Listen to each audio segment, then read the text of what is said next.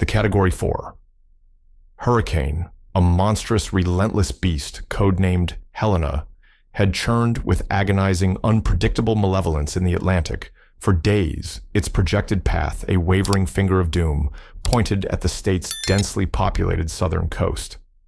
Now, with a primal guttural roar, it had made landfall a furious, churning vortex of wind, exceeding 150 miles per hour, and a torrential, world-drowning deluge of rain.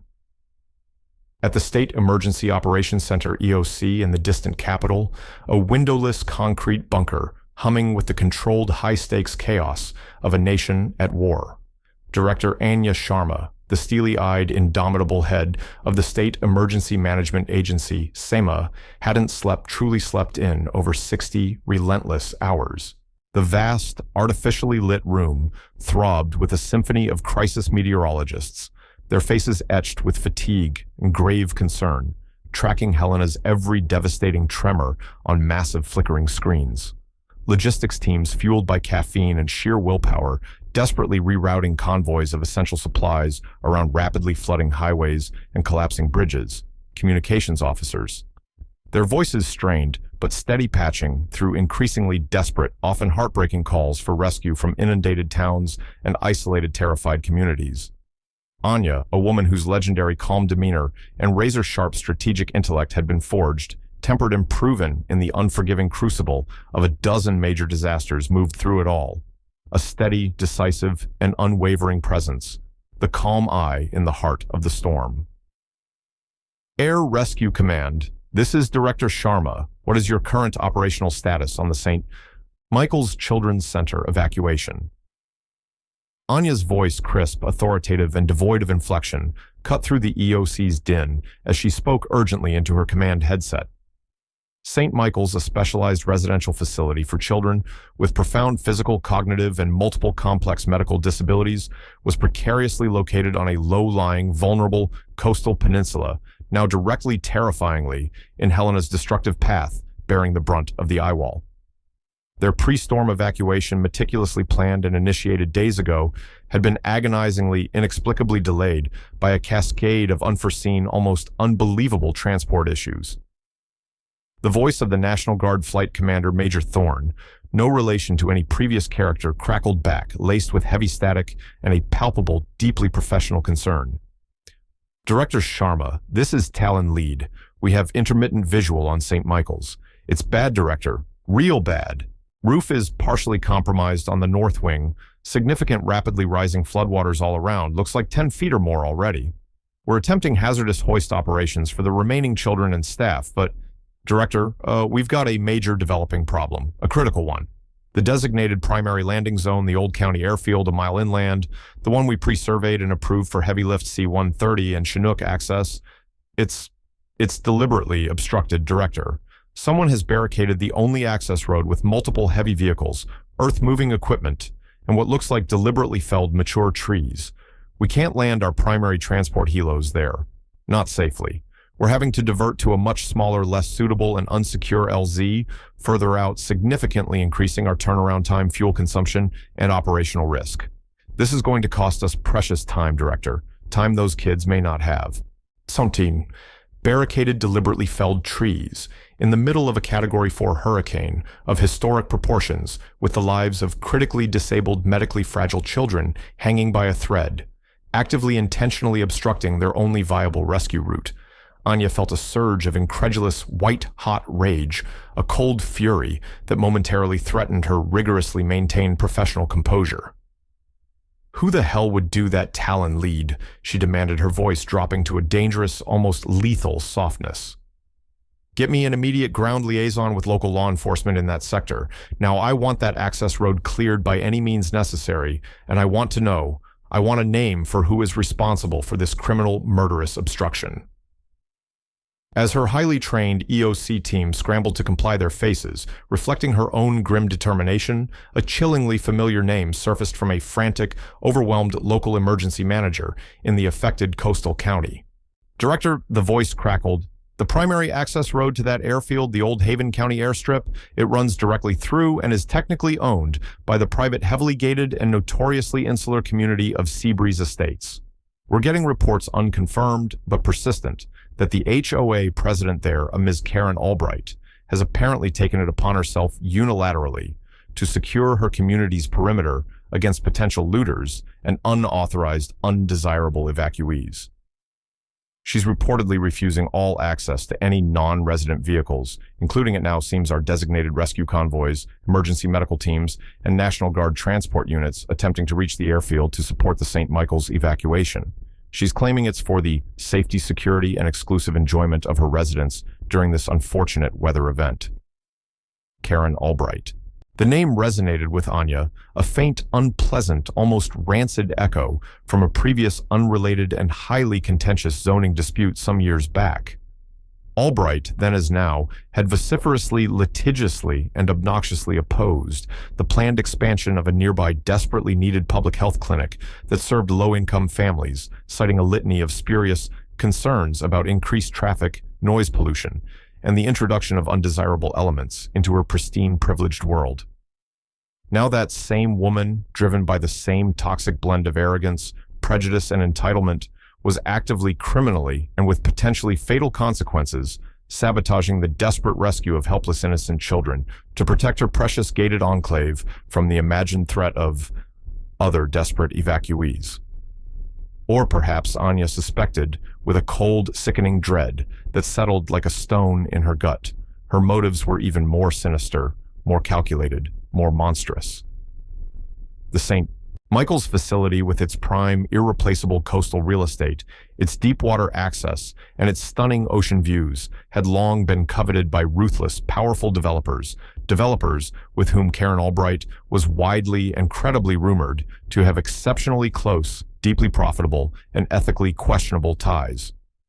Was she cynically, opportunistically using the hurricane's chaos, its fog of war, as a convenient, deniable opportunity to ensure that St. Michael's and its vulnerable, inconvenient residents were permanently removed, rendered so catastrophically damaged, so tragically lost, that the facility would be deemed unsalvageable, the land ripe for redevelopment? The thought was monstrous, almost unthinkable, but in the desperate, high-stakes life-and-death calculus of a major disaster, Anya knew from bitter, hard-won experience that human depravity, human greed, could sometimes rival and even exceed the mindless fury of nature itself. The chief state disaster response officer had just identified a new and very human, very dangerous enemy amidst the raging storm. And Anya Sharma did not suffer enemies gladly, especially when they threatened the lives of children. Dr. Anya Sharma was a woman who understood with a chilling, almost preternatural clarity the brutal, unforgiving arithmetic of disaster.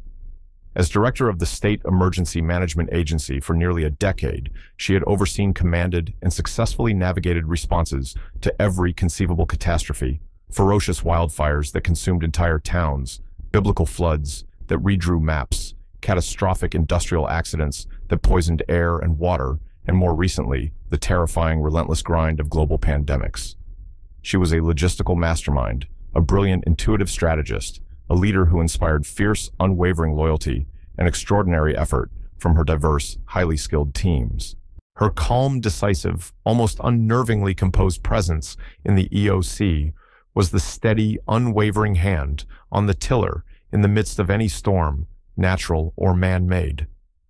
But beneath the formidable professional composure, the layers of necessary detachment beat a heart filled with a deep, abiding, almost fierce compassion, particularly for the most vulnerable, those most easily overlooked or forgotten in the chaos of crisis: the elderly, the infirm, the isolated, and especially always children. The St. Michael's Children's Center, with its precious, irreplaceable population of medically fragile and profoundly disabled children, was always, without exception, at the very top of her priority list, her personal concern in any coastal emergency scenario. She had visited St. Michael's. She knew some of the children, some of the staff. This was personal. St. Michael's was far more than just a facility, a line item in a state budget. It was a sanctuary, a haven, a true home for nearly 50 children whose complex, often overwhelming medical and developmental needs required intensive, round-the-clock, highly specialized care. Many were nonverbal, entirely reliant on gastrostomy feeding tubes for nutrition, on ventilators to breathe on intricate, custom-fitted mobility devices, to experience even the smallest degree of freedom.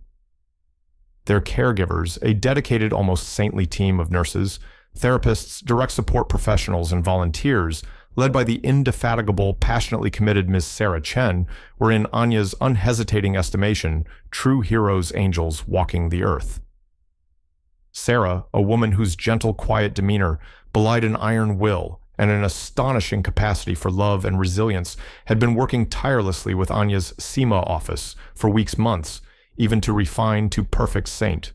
Michael's hurricane evacuation plan, ensuring every single child's unique, complex medical and behavioral needs, were meticulously accounted for, every contingency considered. The plan was solid, comprehensive, well-rehearsed. It should have worked flawlessly. It would have, Anya knew, if not for Karen Albright. Karen Albright, the self-appointed autocratic president of the adjacent, ultra-exclusive, and notoriously litigious Seabreeze Estates HOA, was the living, breathing, and profoundly offensive antithesis of everything St. Michael's Children's Center represented. A woman whose considerable inherited wealth and carefully cultivated social standing had insulated her from most of life's harsher realities, its inconvenient truths. Albright viewed the world and everyone in it through the narrow, distorted, gold-plated prism of property values, aesthetic perfection, social exclusivity, and the absolute preservation of her own privileged, hermetically sealed status. She was infamous at local council meetings for her imperious, often insulting pronouncements, her aggressively litigious approach to any perceived slight against the sanctity of Seabreeze Estates, and her thinly veiled, often openly expressed contempt for anyone or anything that didn't meet her exacting exclusionary standards of appropriateness and community harmony. St. Michael's, with its slightly dated though impeccably maintained institutional buildings, its occasional unavoidable ambulance arrivals and departures, and its very existence as a home for profoundly disabled, often visibly different children, was in Karen Albright's cold, calculating eyes an unfortunate, regrettable proximity, a persistent detriment to the Seabreeze brand, and a drag on appreciating property values. The inciting incident that had first brought Karen Albright's specific venomous animosity towards St. Michael's to Anya. Sharma's direct official attention had occurred during the protracted, contentious planning phase for a vital state-funded and long-overdue upgrade to St. Michael's aging, undersized emergency generator system approximately a year prior.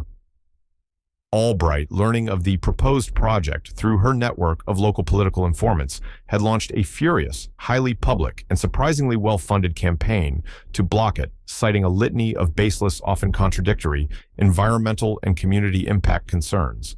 Potential noise pollution from the new modern generator, which was in fact a state-of-the-art, super-quiet, sound-attenuated model, far quieter than their existing one, unacceptable adverse visual impact of the new, larger, and far safer diesel fuel tank enclosure, which was to be heavily landscaped and screened from view even vague, unsubstantiated, and frankly ludicrous fears of hazardous emissions and potential groundwater contamination. Her real, unstated objection, Anya had immediately suspected, and later confirmed through back channels, was simply the continued existence viability, and certainly the improvement of St. Michael's itself.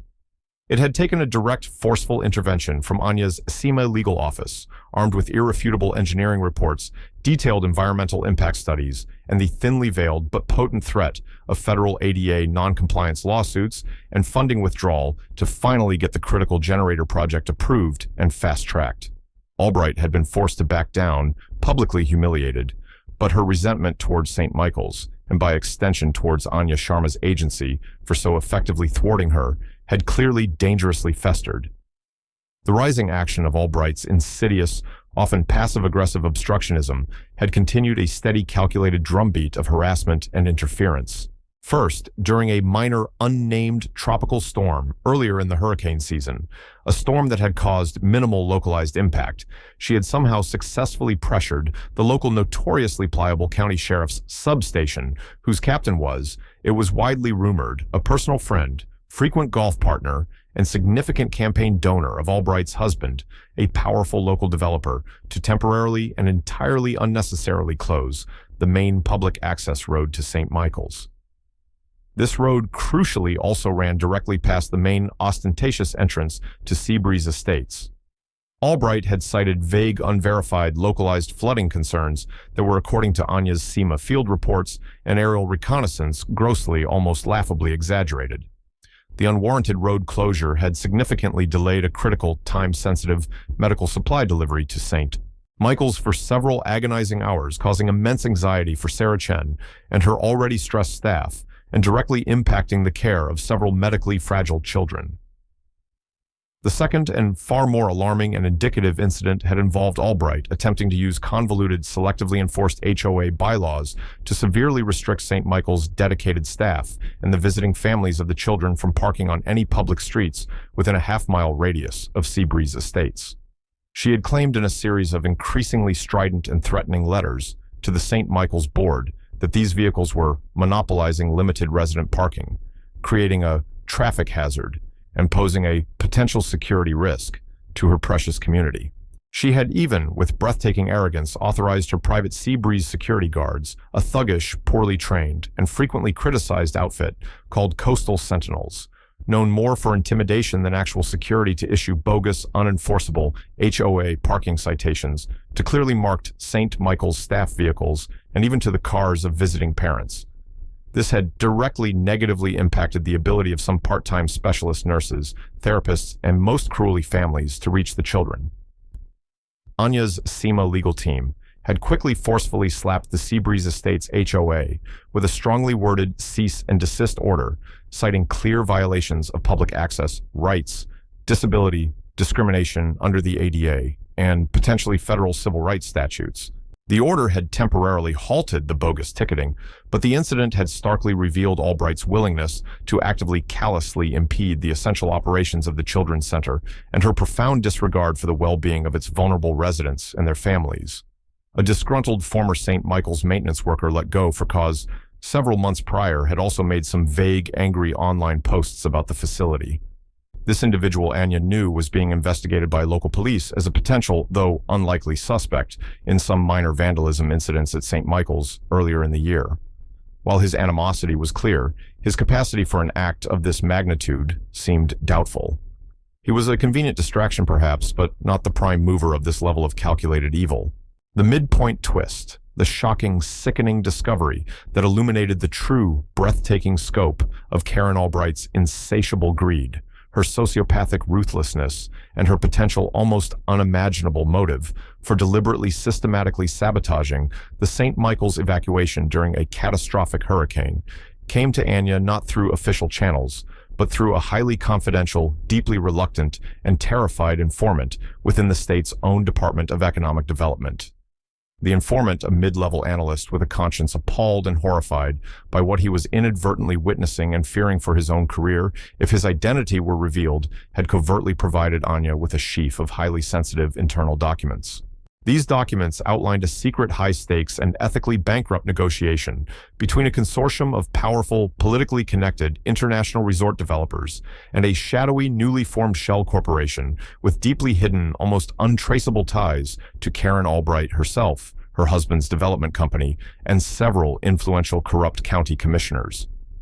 The audacious, monstrous plan, codenamed Project Halcyon Shores, was to acquire the entire irreplaceable St. Michael's Peninsula, currently state-owned land, but leased on a long-term renewable basis to the dedicated nonprofit organization that ran the Children's Center, for the development of a massive, multi-billion-dollar ultra-luxury resort casino and private marina complex.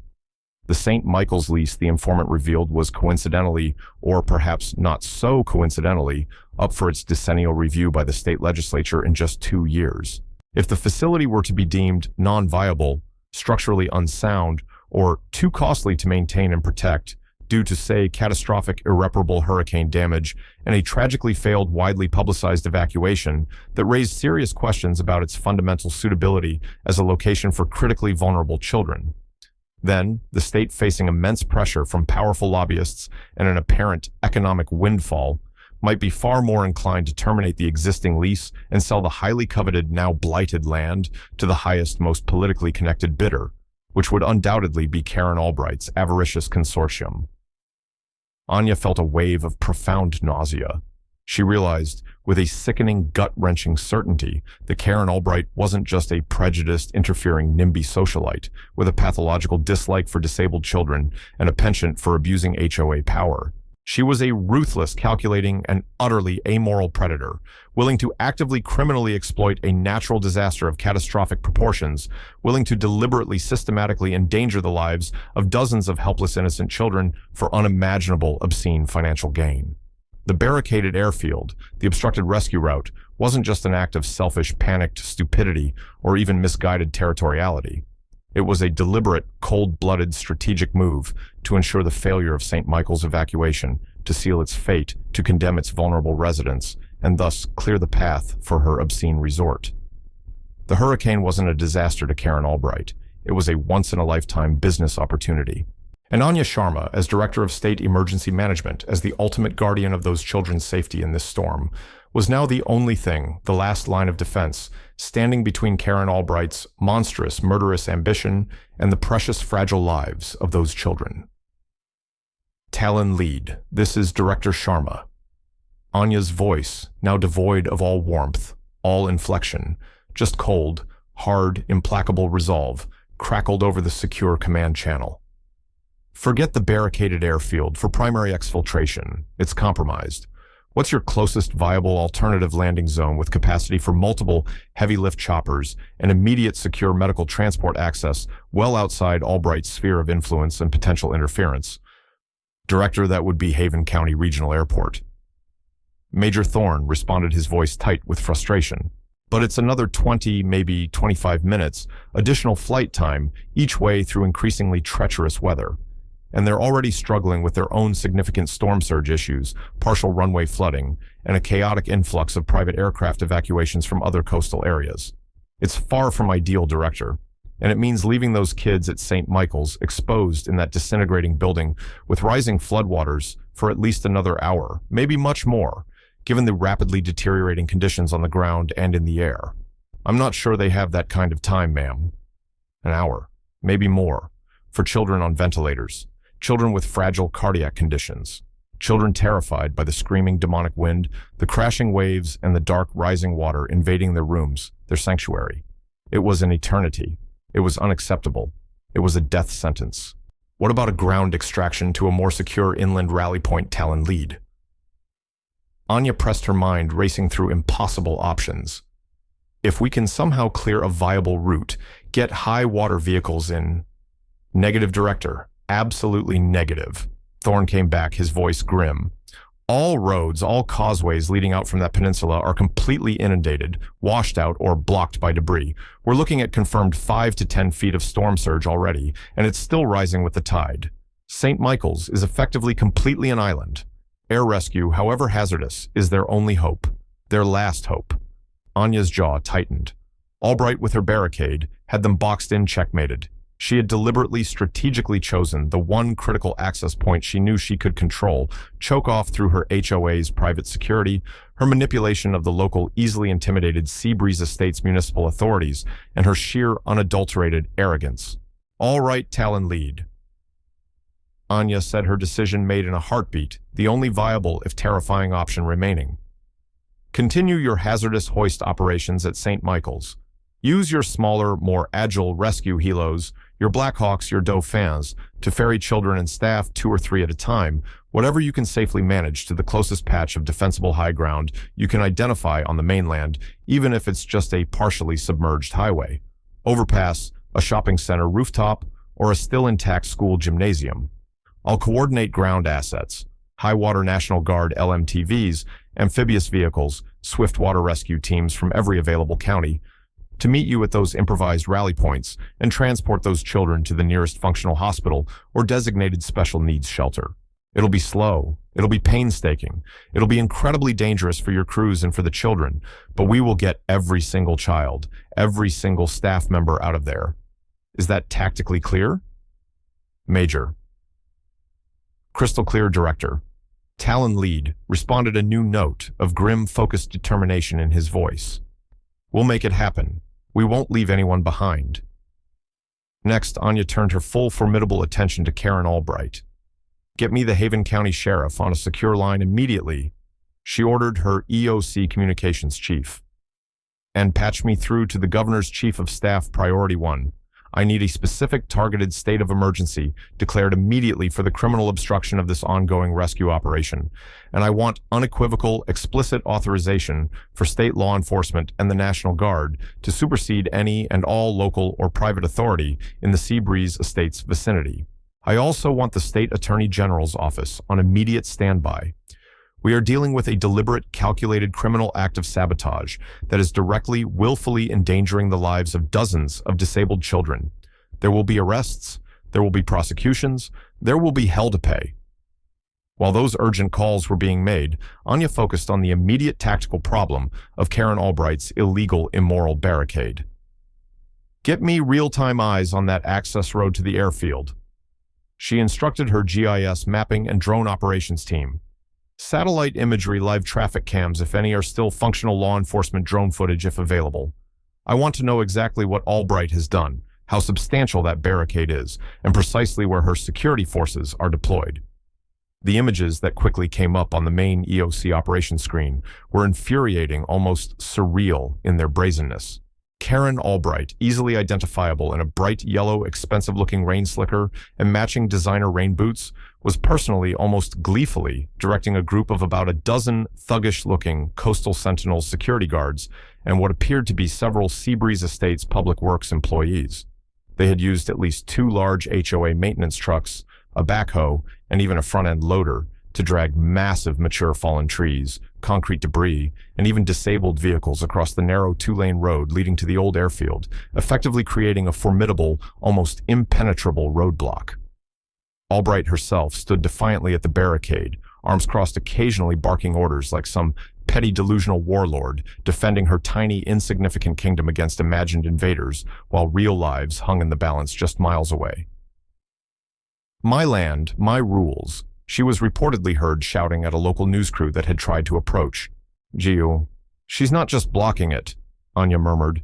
Her eyes narrowed, her voice dangerously soft. "She's actively fortifying it. She's daring us." Director, her chief legal counsel, a seasoned, unflappable former prosecutor, interjected, his voice tight with controlled anger.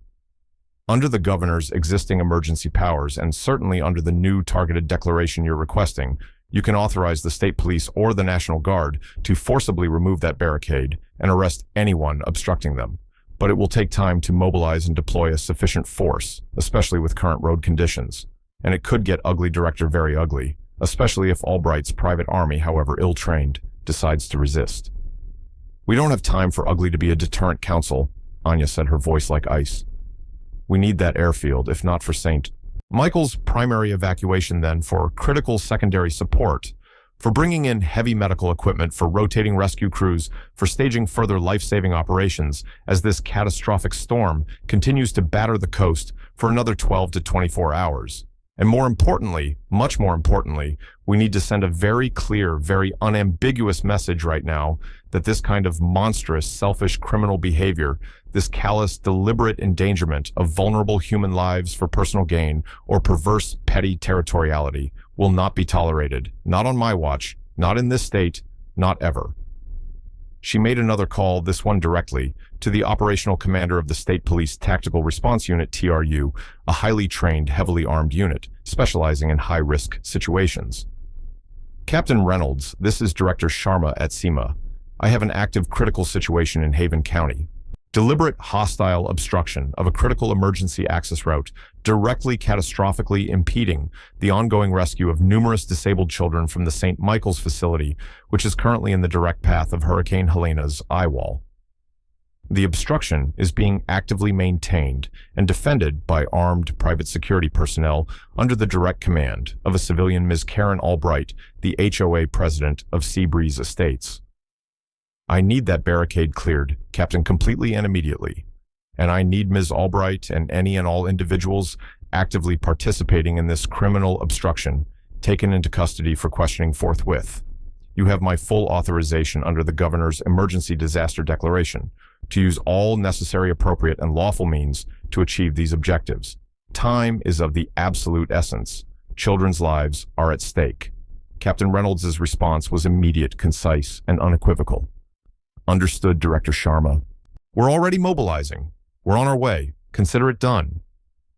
The confrontation at the Seabreeze Estates barricade, as it later became grimly known in disaster response circles, was a brief, intense, and ultimately decisive affair. The state police TRU, arriving in armored vehicles that dwarfed Albright's makeshift defenses, made short, brutal work of the hastily constructed roadblock. Karen Albright, initially shrieking like a banshee about inviolable property rights, HOA sovereignty, and government tyranny, quickly found herself face down on the wet, muddy asphalt. Her expensive yellow slicker stained her protests, ignored her wrists secured in painfully tight plastic cuffs. "You can't touch me, I'll sue, I know people," she screamed, but the troopers were unimpressed. Her so-called coastal sentinels, faced with the overwhelming disciplined force of heavily armed, determined state troopers, wisely and almost instantly chose to drop their weapons and surrender rather than face federal charges for armed resistance. Albright and her key security personnel, along with the complicit public works employees, were swiftly transported in police vans to a temporary state police command post for processing and interrogation. "She's fighting us, Director." One trooper reported back, his voice tight with disgust as Albright continued to struggle and curse. With the vital airfield access road cleared, Anya was able to immediately redirect several larger National Guard helicopters, including Chinooks and Blackhawks, to establish a forward staging area for critical medical supplies, specialized pediatric rescue equipment, and fresh rotated relief personnel, significantly aiding the ongoing desperate and incredibly hazardous efforts to airlift the children and staff from the rapidly deteriorating, flooded, and partially collapsing St. Michael's Center. An elderly veteran, a former combat medic, who lived near the airfield and had heard the commotion, rushed to the scene with blankets and water, offering his assistance. "Get those kids out. We're with you, Sharma." He shouted, his voice hoarse but strong, a small beacon of humanity in the storm's fury. It was a long, terrifying, almost endless night. Anya remained at her command post in the EOC, a human nexus point, coordinating the complex, multi-agency, life-or-death rescue. Her focus absolute, her determination unwavering, her mind constantly recalculating risks, reallocating resources, fighting exhaustion and despair. One by one, the children were hoisted from the flooded, battered facility, battling hurricane-force winds, driving rain and terrifying darkness, and transported often precariously to safety. Ms. Sarah Chen, her face a mask of exhaustion, grief, and incredible courage, was by her own insistence the last one out. Her final act, ensuring every single child, every single staff member was accounted for before she allowed herself to be lifted into the swaying rescue helicopter. "The kids are drowning, Anya. We almost lost little Timmy." She'd sobbed over a patchy radio link earlier, her words a knife in Anya's heart, fueling her resolve. When Sarah finally collapsed in exhaustion and profound relief at the inland rally point, she confirmed that miraculously, despite the horrific conditions, despite Karen Albright's monstrous criminal interference, there were no fatalities, though several children and a few staff members required immediate intensive hospitalization for exposure injuries and acute complications related to their pre-existing disabilities. The following morning, as the first pale, watery rays of sunlight broke through the receding, bruised storm clouds, revealing a landscape of almost unimaginable, heartbreaking devastation along the coast, Anya Sharma, her eyes gritty with exhaustion, her body aching, but her spirit resolute, turned her formidable attention to the legal, systemic, and moral fallout of Karen Albright's despicable actions. The investigation into Albright, her co-conspirators on the HOA board, her husband's development company, and the complicit county commissioners was swift, unsparing, and led by a joint task force of state and federal prosecutors. The evidence of her deliberate, calculated sabotage, her corrupt, avaricious land deal ambitions, her chilling sociopathic disregard for the lives of the St. Michael's children was overwhelming and undeniable. The informant from the Department of Economic Development, now granted whistleblower protection, provided devastating testimony and corroborating documents. Albright was charged with a litany of serious state and federal felonies, including reckless endangerment on a massive scale, criminal obstruction of emergency services during a declared disaster conspiracy to commit wire fraud, bribery, and multiple counts related to her attempts to defraud the state for the St. Michael's property. Her trial was a national media sensation. Her tearful self-pitying and utterly unconvincing attempts to portray herself as a concerned citizen, merely protecting her community from chaos, met with universal derision and contempt from a horrified public. She was convicted on all counts by a visibly disgusted jury and sentenced to a lengthy, well-deserved term in federal prison, her name forever becoming synonymous with a particularly odious, predatory form of disaster profiteering and sociopathic, privileged selfishness.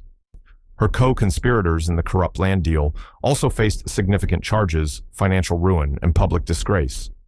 Some, facing the mountain of evidence, chose to cooperate with prosecutors in exchange for lesser sentences, further sealing Albright's fate. Albright, it was revealed, had even attempted to have incriminating emails and financial records remotely wiped from her cloud accounts as the TRU team breached her barricade, a desperate failed act that only added to the charges against her. But for Anya Sharma, individual justice for Karen Albright, however satisfying, was only the beginning. The St. Michael's incident, the near catastrophe, had exposed critical, potentially fatal vulnerabilities in the state's existing emergency response protocols, particularly regarding the protection of disabled, medically fragile, and institutionalized populations, and the dangerous, unchecked overreach of some powerful, wealthy HOAs and their often poorly trained, unaccountable private security forces during declared crises. Anya felt a deep personal responsibility for not having anticipated and mitigated this specific threat sooner, a memory of a past different kind of operational failure briefly haunting her. Working tirelessly with the governor's office, a galvanized bipartisan group of state legislators, disability advocacy groups, and the families of the St. Michael's children, Anya spearheaded the drafting and rapid passage of the St. Michael's Law, a comprehensive landmark package of emergency management reforms. It included mandatory state-certified and regularly drilled pre-approved emergency evacuation transport and sheltering plans for all facilities housing vulnerable populations, including hospitals, nursing homes, residential care centers, and correctional facilities, with rigorous state oversight, unannounced inspections, and severe penalties for non-compliance. Clear, unequivocal legal authority for state and county emergency managers to immediately override any and all local ordinances, private restrictions, or HOA bylaws that impede or delay life-saving operations during a declared state of emergency. Greatly enhanced mandatory minimum criminal penalties for any individual corporation or entity found to have deliberately obstructed, hindered, or sabotaged emergency response efforts, with specific severe enhancements for offenses that endanger vulnerable populations. Strict new state regulations, robust licensing requirements, and mandatory standardized training protocols for all private security firms and their personnel operating in the state, including comprehensive training on disaster response, ADA, compliance, de-escalation techniques, civil rights, and the legal limits of their authority. A dedicated, permanently endowed state trust fund, seeded by assets seized from individuals like Albright, and supplemented by legislative appropriations to assist facilities like St. Michael's with vital storm hardening measures, emergency preparedness upgrades, critical infrastructure redundancy, and if deemed necessary for long-term safety relocation to less vulnerable areas. St. Michael's Children's Center, though severely damaged by Helena's fury, was eventually painstakingly rebuilt in a safer, more resilient, and more accessible location further inland, with an outpouring of state and private funding from a horrified, ashamed, and ultimately galvanized public. The children, though undeniably traumatized by their ordeal, some now bearing new anxieties about storms and loud noises, slowly incredibly recovered their resilience, a profound testament to the dedicated, loving care of Sarah Chen and her extraordinary staff and the enduring strength of the human spirit. Anya Sharma often visited the new St. Michael's, finding a measure of peace in the children's laughter. Seeing them thriving, safe, secure, and cherished was a profound, deeply personal reminder of why she did what she did, why she fought so hard. She and Sarah Chen developed a deep, lasting friendship, forged in the crucible of that terrible storm. "We saved them, Anya." Sarah would often say, her hand gripping Anya's, her eyes still holding a shadow of the terror they had shared. "Against all odds, we saved them." The unimaginable fury of Hurricane Helena had been a terrifying, destructive force of nature. But the calculated, cold-blooded malice of Karen Albright had been a force of a different, and in some ways, more insidious, more contemptible kind. Both had been met and ultimately overcome by the combined indomitable forces of courage, compassion, professional expertise, and an unshakable, unwavering commitment to protecting every single human life, especially the most vulnerable, the most voiceless. The hard-won reforms enacted in the wake of that terrible storm, though facing predictable ongoing resistance from some powerful lobbying groups and entrenched interests, would ensure that future generations would be safer, their rescuers unhindered their communities, better prepared, more resilient, and more compassionate in the face of whatever challenges, natural or man-made, lay ahead. That Anya Sharma knew with a certainty that settled deep in her weary bones was the true enduring measure of effective disaster response, the only legacy that truly mattered.